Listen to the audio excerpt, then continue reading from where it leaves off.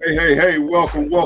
Yours truly, the voice, Mr. Savoir Faire, the DL Marshall, man. And I don't know what's going on. It looks like I come out from a night of partying or whatnot, but I tried to get my anchor jacket on for you guys.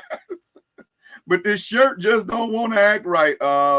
Note to self, get rid of the stylist and hire a new one. How about that? All right, you're adjusted. Welcome back to the news desk. Yours truly, Mr. Savoir Faire, the DL Marshall, and we've got some news on deck for you. As always, we bring you the news that you make public and we make popular. All right, and as always, coming in for his second week, we've got news updates with the sports guru himself, Dr. Marvin Durant, the sports doctor. And man, I've got something to tell y'all. It don't seem like we as blacks can do anything to satisfy one another. I mean, we always got a situation where, well, if I had a done it, or I would have, if it had have been me, why do we do each other like that, man? Why can't we just come along to get along? Hey, want to say welcome. Y'all know the drill. Put it in the live chat. Let us know what you think about each news take, each news segment. All you got to do is leave it in the comments, and we're going to get to the comments here in just a little bit later. Also, put in the comments. We can see where you're watching. If you're watching us on this very fine Black-owned network that gives you television content such as sports shows, news shows, interviews in the music industry, we give you all of that. Yes, plus we got some more coming along. Don't you dare go anywhere. Tune in, subscribe, and share to Channel I-70 Marsh Media, MMBE. That's where you got it right now. So if you're watching us there, all you got to do is hit the click and subscribe button and then go on and share it. If you're watching us through Facebook, y'all know how it go. Put whatever your comment is in the comments. That's how we'll do it. And once you come in, you know, I can't stand when people look at me like a zoo animal. So since I didn't set out a sign saying feed the bears, play with the monkeys, leave the lions alone, then I'm going to ask you guys, if you don't mind, if you're going to come in but for a second, all you got to do is say hi.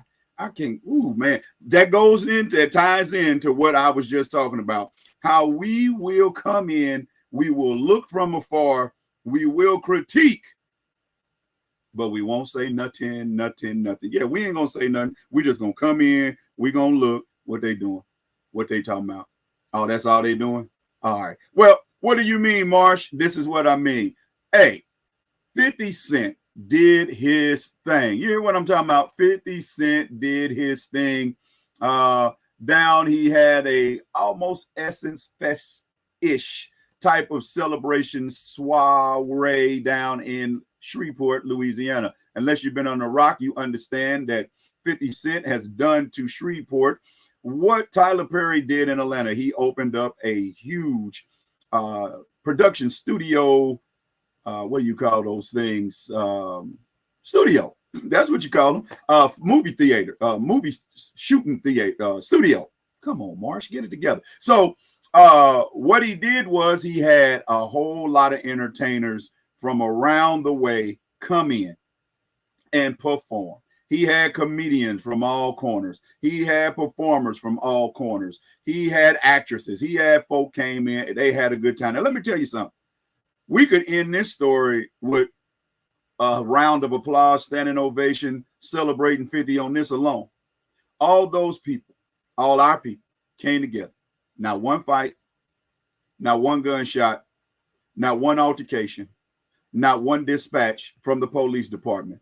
He took money, he gave back to that area, and yet black folks had something to say. What do you mean, DL? All right, first off, ladies first. Lunel, y'all see that face? So y'all see right now, Lunel had something that she had to say that was not seeming and pleasing. That's right.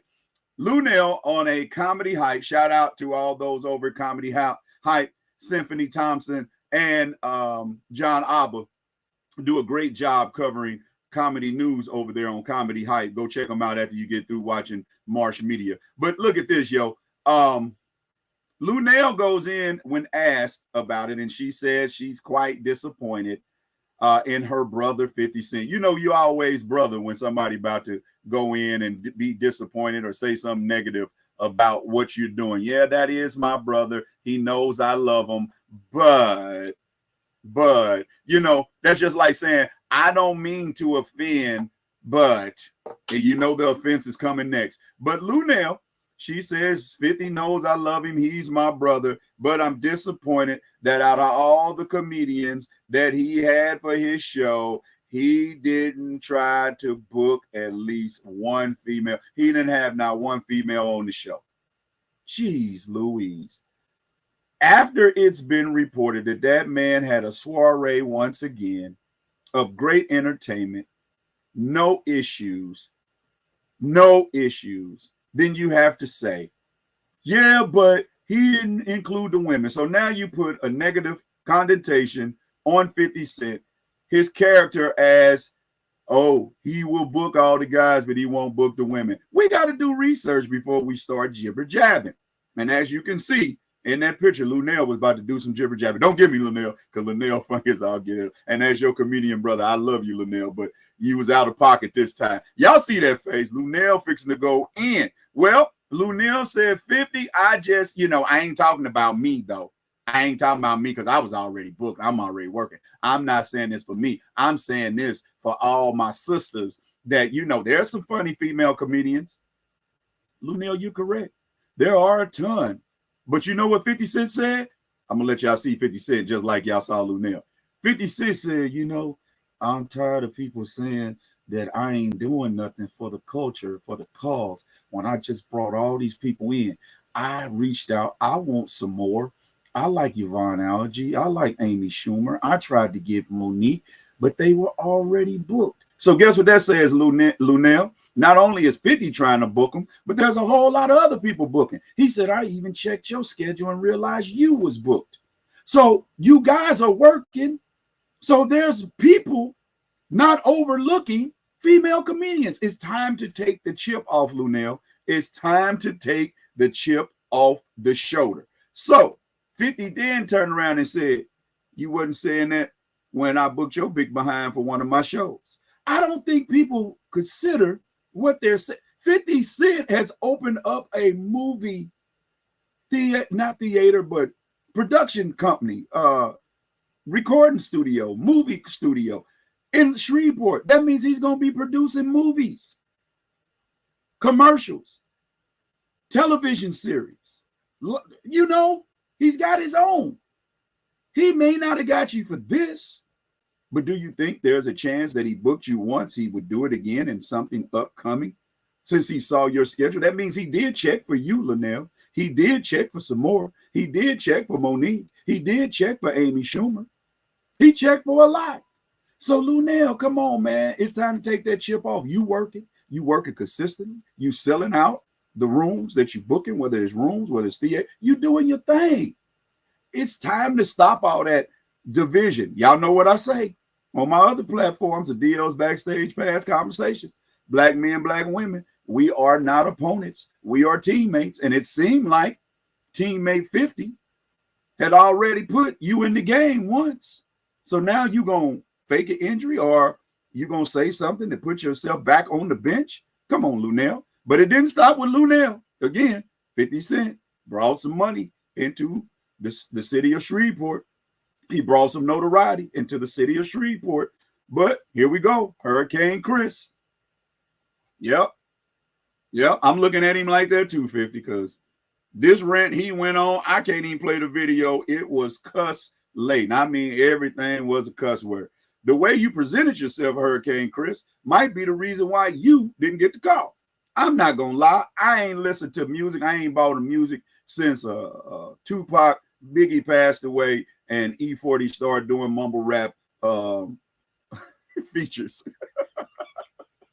But I'm just saying, there is no point in going in like this on another black man.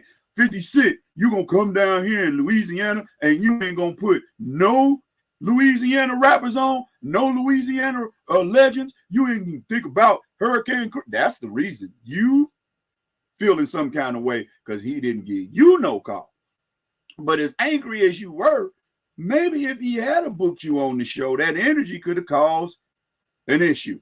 I'm just saying. But to 50 Cent's fact, he came back, and you know, in 50 Cent fashion, 50 Cent was like, ain't nobody checking for y'all, Chris. Who I'm gonna book you with who? In other words, you ain't filling up no seats. I pulled in the people that filled up seats, but Master P isn't a legend. He had Master P on the slab. He had a few other Louisiana artists and rappers on the slab. So come on, Chris. Even your own rappers, they coming at you. Y'all put it in the comments what y'all think about that. Man, it seemed like we can't do anything for us to please us without us fussing about us. And that's exactly what I did in this rant. I fussed at Lunel and Hurricane Chris. All right, man, we on the story number 2. Y'all can put how y'all feel in the comments.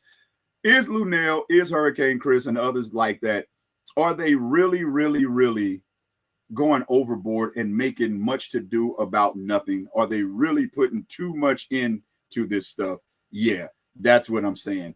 Why can't we get along? In the words of the great Pinata Rodney King. Too soon? Oh, okay. Oh, can we all just get along? Yeah, that's all we got to do is get along with one another, man. Lunel, who did you employ while you were booked? How many people did you employ to come perform with you? Hurricane Chris, you from Louisiana. Did you pull up? Because I know if something going on in Kansas City, I'm going to pull up. I'm going to pull up. Did you pull up? And the last show that you had, who did you put on? All right, that's it for that first segment. Segment number 2. For years, Vlad has been called the culture vulture. Yeah. Y'all know what I'm talking about. Vlad TV, the one who created his lane on YouTube with the interview style of not showing himself. Others said that Vlad doesn't show himself because he's unattractive. Some are saying Vlad doesn't show himself because he's done so many unseemly informant type things that he didn't want anybody to know his identity. Well, he asked Marlon Wayans to come on to his show. Marlon Wayans gave him a price that was unfavorable and distasteful in the likings of Vlad. Then Vlad later goes on to blast Marlon Wayans on his show, saying, Marlon Wayans, you ain't nobody paying you $40K. Marlon Wayans said, I need $40K. I need 40 thou wow and 30% of all future revenues from this episode that I'm about to get down on. I need all that. I need it. Give it to me, baby. In the words of Rick James, I need all that. Give it to me what you say. I need it. And so Marlon Wayans set his price out. Vlad didn't like it. Couldn't handle it, didn't want to afford it, couldn't afford it. Talking about, you don't even do that many numbers on all the videos that you been, you ain't even doing them kind of numbers. Matter of fact, the same platforms I go on, I do more numbers than you. And you sitting up here talking about you want 40K, and ain't nobody checking for you. Ain't nobody gonna spend that. Vlad, you was checking for him. That's why you reached out to him and tried to book him. And if you didn't like his price, just say, hey, maybe at another time. Not this time. But why you want to go down and run down another black man, discrediting what you feel his value is? Man, in movies alone, Marlon Wayans is worth billions. He's garnered billions just in his movies. We ain't even talking about the brother's television credits, writing credits, and now he's on the stage as a stand-up comedian on tour. We ain't even calculated that. But the brother, you cannot deny that Marlon Wayans is a legend. He's a movie legend. He's working on comedy. He's coming from a legendary family, as there are royalty in comedy and in movies and television. They curate and create. Vlad, yes, you've done your thing on your YouTube channel. You've made a space and you created, but you've done nothing close to what Marlon Wayans has accomplished in television, movie, comedy, entertainment. Nowhere close. Nowhere close. What movie you been in, Vlad? That's what I'm talking about. How many box office you broken, Vlad? Yeah, that's what I'm talking about. Now you done broke a lot of people's summers up, having them on your show, indicting themselves, telling on themselves. My thing is this, Vlad. If wasn't nobody checking for them, you wouldn't have never got that price of $40K plus 30% revenue of future shows. So you was checking. How dare you come to our community and try to degrade and downplay one of our own to us? Y'all, we got to stop this. We got to stop this kind of behavior. We got to stop people feeling so comfortable that they could come into our community and discredit our community villagers to us, and we go for it. I'm just going to be honest, man. All these years I've been hearing Vlad's a culture vulture, but you know, some of the guests he had on this show I like, so I would peek in from time to time, not a regular viewer. But at this point in time, with the games he's playing with Marlon Wayans, and even how he's still trying to discredit what Shannon Sharp made on the Cat Williams interview, who cares? Who watches people's pockets other than people that's looking to rob them, set them up, or both? Set them up to get robbed. Vlad, distasteful, man. Very low quality, very low vibration, very scum bucketish. Vlad, I would say you better than that, but your behavior is showing that you're not, man. And you keep coming in for. I'm gonna tell you what, I wish that I hadn't have seen Richie Rich on your show. I wish DL Hughley would stop going on, because I love DL, man. That's one of the people I look at in comedy as woo, and then how he's transcended in the media. You know, we got the same first two initials. We both stand-up comedians. We both in radio. We both media personnel. I wish DL would stop going on Vlad. I really, because, yeah, let's show him who has worth. Because basically, y'all the ones making his platform.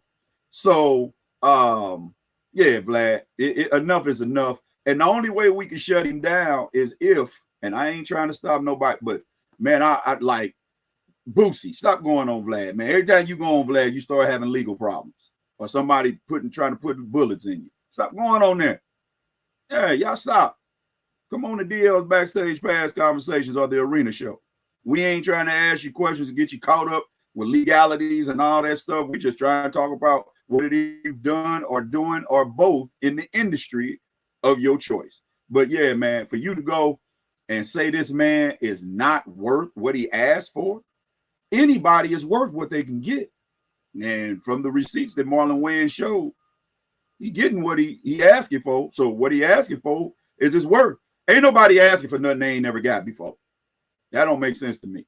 BJ Timberlake, what up? Out of Vegas.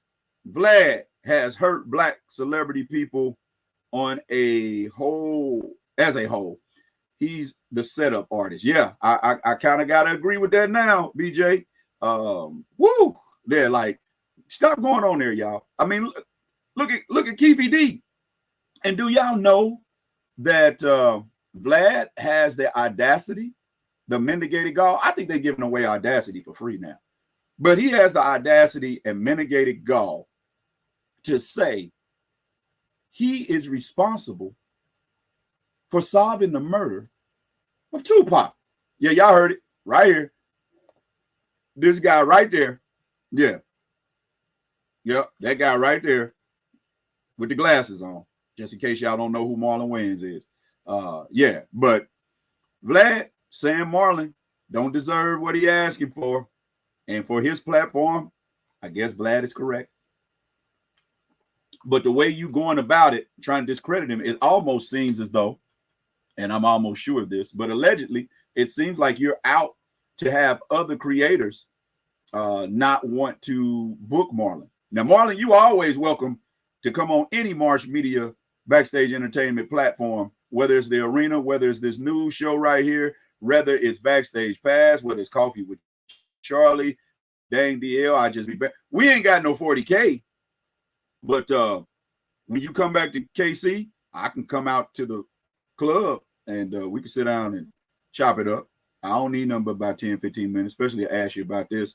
and all the fabulous things you did. So, hey, Marlon, keep on rocking stages, keep on rocking out scripts, keep on rocking the big silver screen and the small screen as well. All right, man, it's time for us to get into our news sports. Sports over the weekend, getting ready for the doctor of sports, the guru himself. Y'all welcome to the news desk, none other than my friend, Mr. Marvin Durant. How you doing, Marvin? I'm doing pretty good, DL, dealing with a little Arthur today. You know who Arthur is, but I'm going to make it. I'm going to make it. Yeah, I've met Arthur a few times. Yeah, I'm going to call Dr. Shack and give me some icy hot, and I'll be cooking like grease. Hey, a lot of things went over the weekend. We'll get into that in just a second, but want to continue on your theme on black media crime. Yeah. Our good friend of yours and mine, Jason C. Whitlock, right? Oh. Yeah. Anyway, he had the audacity, speaking of audacity, to try to level some criticism on Coach Deion Sanders, Coach Prime. Late last week, Coach Prime had his introductory press conference prior to football season, and he was entertaining questions from the media. He chastised one media member because he was working for a CBS outlet that had some very nasty, inflammatory things to say about the Colorado program. Okay, and he chose not to take that particular reporter's questions. And again, he doesn't have to take anybody's questions unless he wants to. But he was very polite and professional about it. He told the reporter it was nothing personal against him, that he frankly liked him, but it was because of the outlet that he worked with. Okay? No big deal. Jason had the audacity to take this in another way, as he normally does. He called Coach Prime, and I quote, fragile, fraudulent, and feminine. Let me repeat that. Fragile, fraudulent, and feminine. Now, if I'm Coach Prime, I'll deal with the fragile part. Ha ha. Fraudulent, ha ha. But feminine? Now, the old Dion, the old Coach Prime, would have took his good foot and stuck it right up Jason's you know what. How dare you? Again, Jason's always fighting with somebody. He's fighting Stephen A about stuff. He's always ripping Angel Reese about stuff. I mean, why don't he go just put the Clorox on and turn himself to the color that he acts like? Marvin, he does that to stay relevant. Jason Whitlock doesn't have talent. He, at one point, was really into his craft, but he figured the quick way, he is a disciple of Skip Bayless, is to be insulting to folks, not trying to report any type of credible news, but just to get clicks and views. You want to talk fragile? Jason stayed crying in the Kansas City Star when he was here. You want to talk about fraudulent? Let's talk about you always talking about how big of a Christian you are, yet you're always causing division. You're always causing a rift. You're always causing contention. You're always causing some type of problem. You're problematic. How are you a Christian? You're a churchgoer probably, but how are you a Christian and you're going at another Christian brother and you're going to call the man feminine? Effeminate? Bruh, you want to talk effeminate? How about you got ran out of Kansas City? You didn't find another job because you got promoted. No, you looked for another job in a location that was safe because you had all them 1990 through 93 Kansas City Chiefs looking for you to show up in Westport. And oh yeah, Jason, the Shady Lady, bazookas, Ray's Playpen, any of that allegedly sounds familiar? Yeah. Yeah.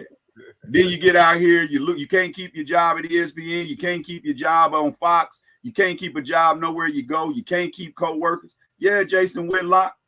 Yeah. The reason why he go after Angel Reese, because he's a fat, chubby meatloaf slice that Angel Reese wouldn't look at with gravy or mashed potatoes. I got to write that one down. That's a good one. That's your problem, Jason. Don't nobody want you. Your mama didn't kiss you as a baby. Yeah, and the only one's kissing him now is Glenn Beck, and that's not saying much right there. And all Diddy. All Diddy. Yes. So Jason, so we got started with Jason. Just wanted to dovetail on your theme. But You speaking got of my the blood flowing. I know. I figure it would. I figure it would. Hey, the WNBA is finally in the second half of their season following the Olympic break. Angel Reese still doing double doubles in yesterday's game in a loss to Phoenix. 19 points, 20 rebounds, and she's closing in on the rookie record for double doubles, which is held by the great Tina Charles, who, by the way, is still playing down in Atlanta. So she will be breaking down another record. Caitlin Clark continues to do Caitlin things. She broke the rookie assist mark on yesterday. And her team is only 2 games. Her team, the Now, was she Indiana one Fever, short, Marvin? She had 9, right? she had 9. She got 10. So she Oh, got 10 yesterday. okay. It I was thought they late. pulled her. I thought they It was pulled her out. I thought they pulled no. her out before she got it. No, she got it. There was some discrepancy on what the actual record was, Oh, but they found the record. They so found the exact they number. moved the record for her so that she could They get it. they moved the goalpost. Yeah, There you go. All right. they moved the goalpost. Yeah. But we're going to Please. talk about Indiana and just a second. So yes, she has yet another record.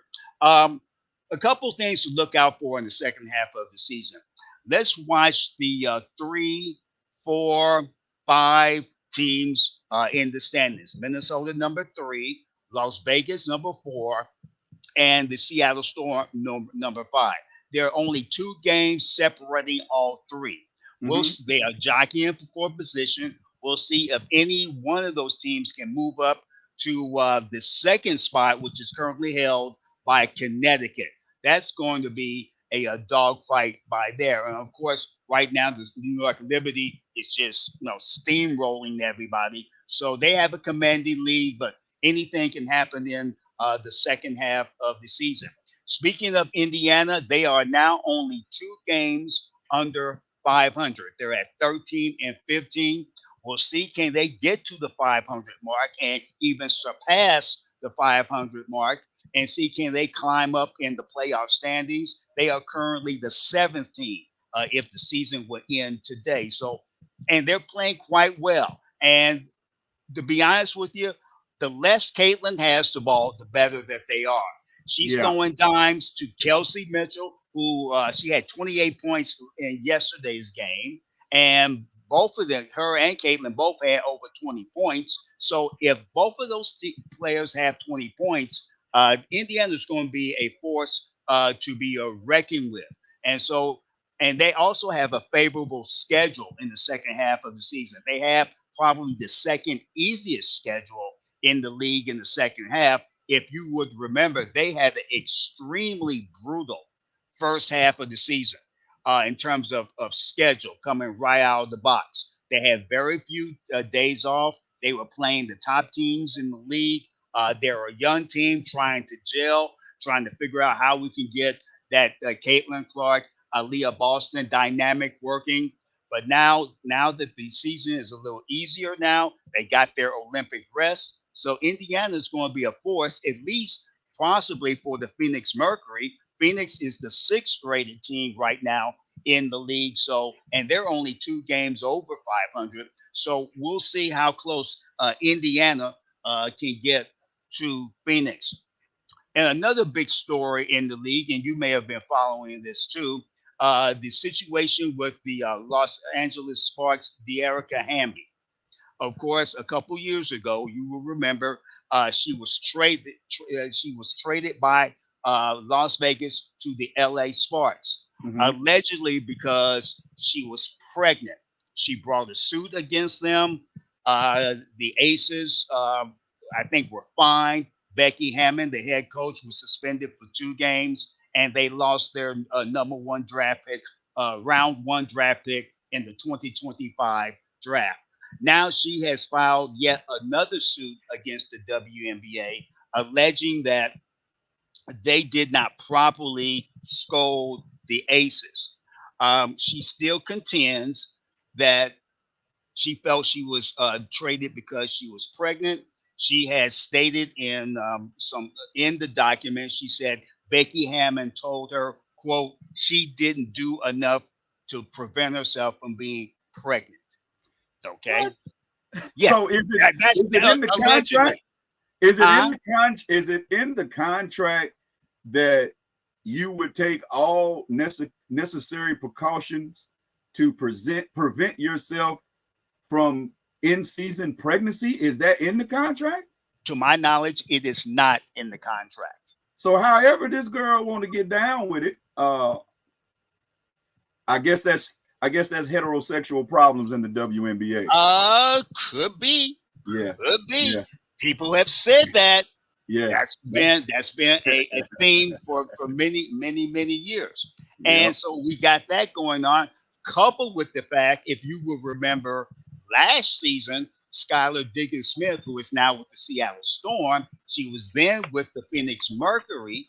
Um, she took last season off. Last season was her last year of the contract with the Mercury.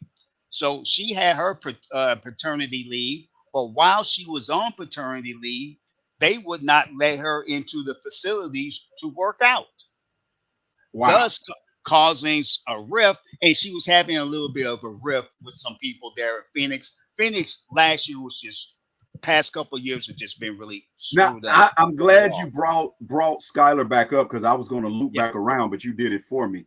And when you were speaking about Seattle in the fourth spot, I believe you said, or the fifth Yes. spot, Fifth spot. Yes. fifth spot, Hmm. and Connecticut looking to be one of the top two teams. Hmm. Last year was kind of flipped. Do you think? And I sure love me some Skylar Diggins, but do you think? Because Skylar has been said to have a chip on her shoulder, not the best of Hmm. attitudes, not the best of teammate.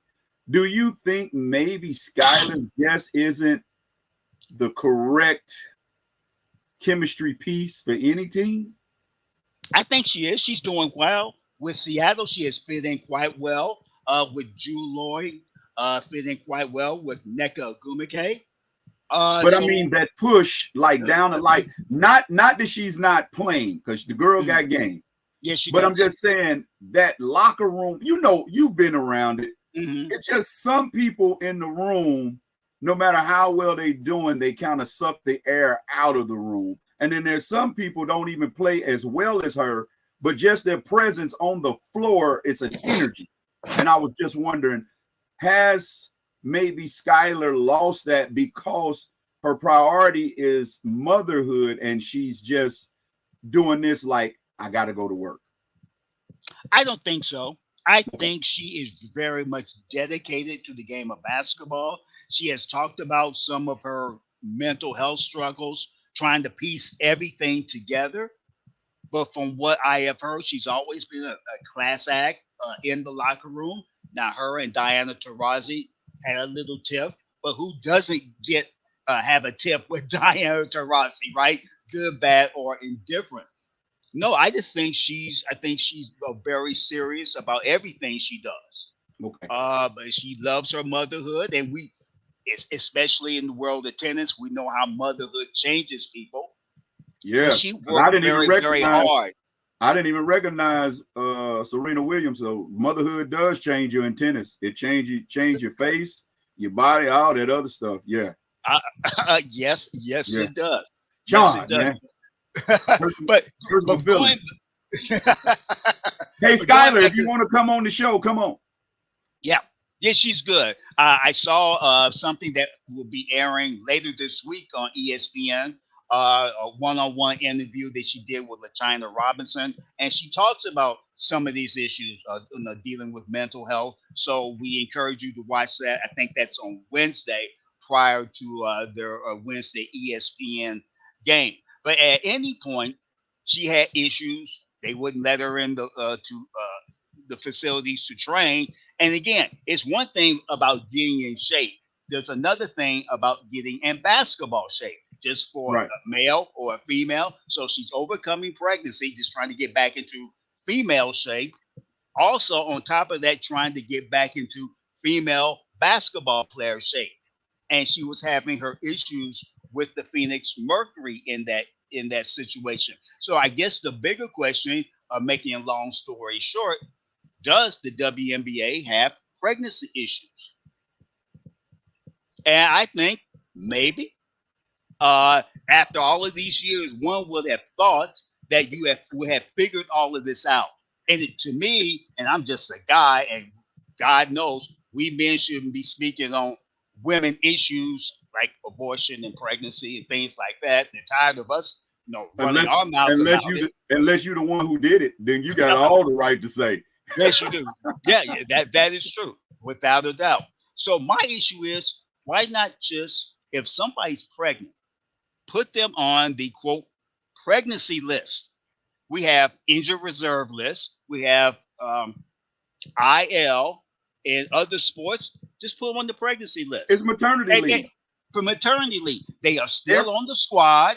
Yeah. You got plenty of free agents that you can bring in to take over her spot. She is still on the roster. Still sit on the bench. Have a couple of 10-day, just keep some 10-day tenders going.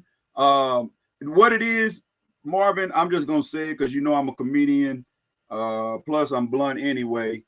The real issue is we understand this has not been a problem in women's basketball publicly because of the nature of the sport. And I don't have to get into explanation. What's understood don't need to be explained. Because of the nature of the sports and a lot of the orientation of a lot of the players, this has never been a problem until recent years, where there have been more femininity in the sports. And when I say that, I mean the lashes, the nails, the hair, the style before games, after games. I've never seen women's basketball this girly. You know what I mean?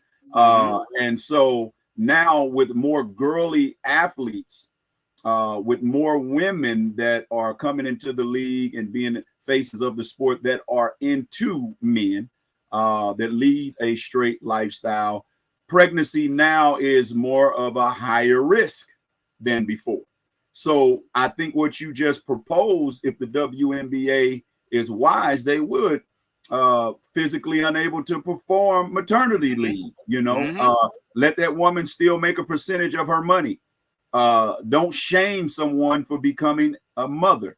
Don't shame someone for extending their family. You don't know how hard a lot of women try to get pregnant or have been putting off pregnancy and denying themselves a family to get to the point that they are now. And finally, when you have played as long as Skylar has, to say, okay, before I get much older, and my health may be at risk with long-term carrying the baby, let me just start my family here. And not to be understanding or to have backroom conversations of what you have alleged has been said to these women, I think is absurd and preposterous. So, ladies, I hope that the WNBA starts to factor in evolution as the players evolve from dynamics that's not been a problem or issue prior. Yeah, I hope so too, because right now, obviously, all eyes are on the W. No matter who you want to give credit for that happening, more eyes are on the W. So it's going to be scrutinized in so many different ways. So this is a perfect time to address this and try to figure something out. And let's treat these ladies, like women. Give them all the options.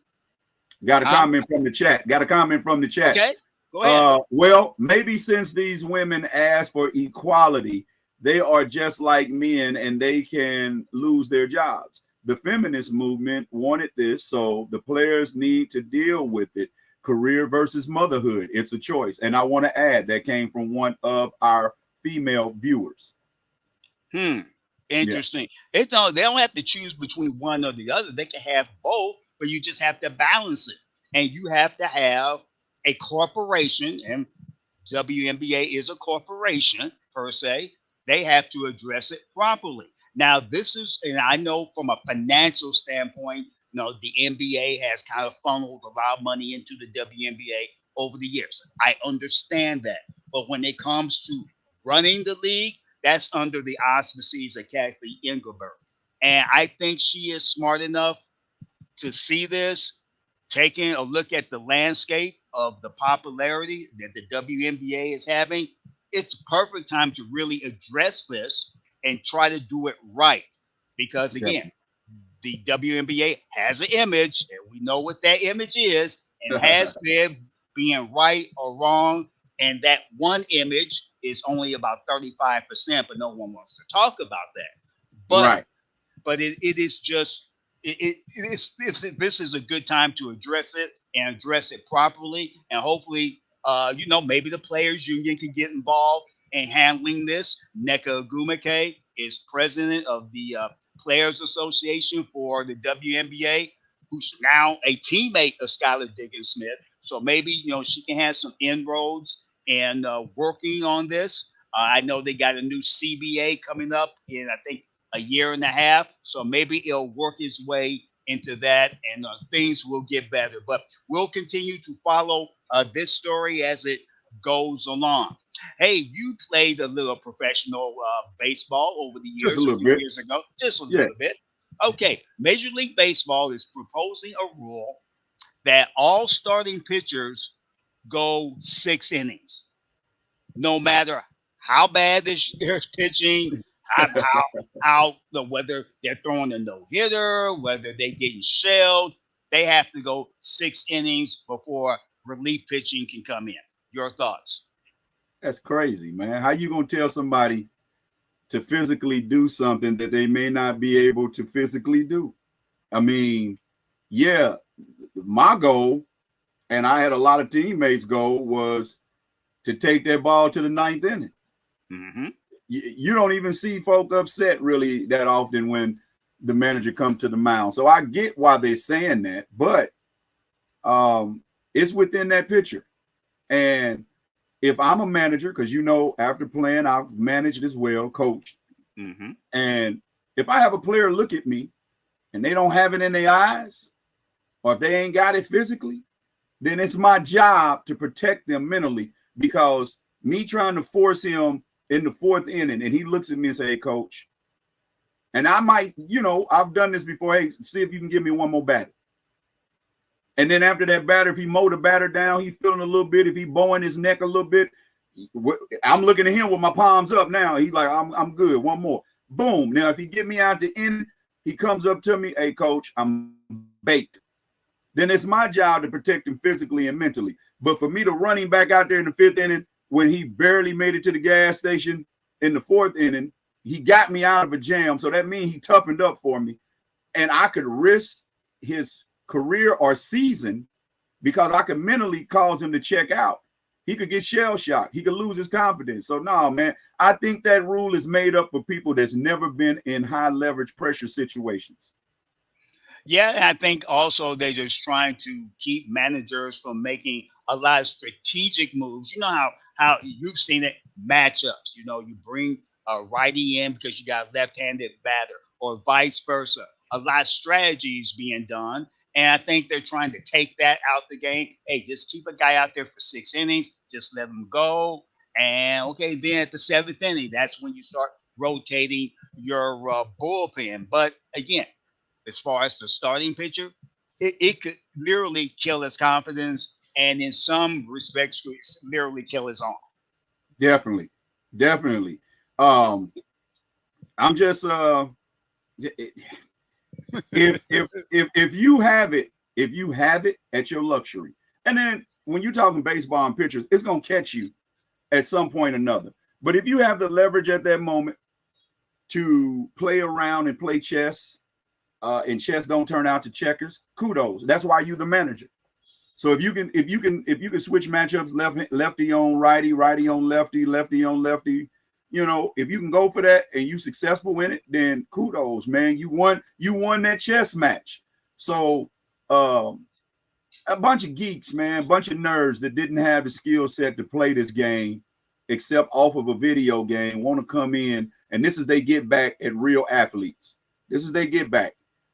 So now they want to dictate the integral moving parts of a physical game by trying to make it video. No, man. If I'm hurting and you leave me out there and I tear something, then guess what? I'm gonna be like Erica Ambi, I'm going to be like Skylar Diggins. You won't have a lawsuit because I told you I'm physically unable. Yeah, that's Yeah. true. And everybody's not Bob Gibson. No. Okay. Those days are long gone, unfortunately. I mean, we're not built that way anymore. So Right. we shall see. I mean, I think Major League Baseball has a lot of issues, and I think this is probably one of the least of them. One final thing before I go: preseason football from the NFL enters its third and final weekend starting on Thursday. This is about useless. I mean, it's good for the players. It's terrible for TV. Who wants to see a four-string quarterback from Saint Shreveport State University try to make the club and you know he's not going to make the club? Okay. It is horrible TV. It is horrible TV. Play the preseason games. I know you have to play the preseason games to determine your 53-man roster. Frankly, I don't want to see it. They should stop televising preseason games. They suck. It is horrible, horrible watching. The only thing that came about of this past weekend was Patrick Mahomes throwing a behind the back pass to Travis Kelce. What did you think about that, Marvin? They've been talking about this for 3 years. I'm not surprised that they used it in a preseason game. Trust me, it's not happening in the regular season unless Andy has been the one pushing it. I know Andy. Yeah, he has been the one pushing it. But come on.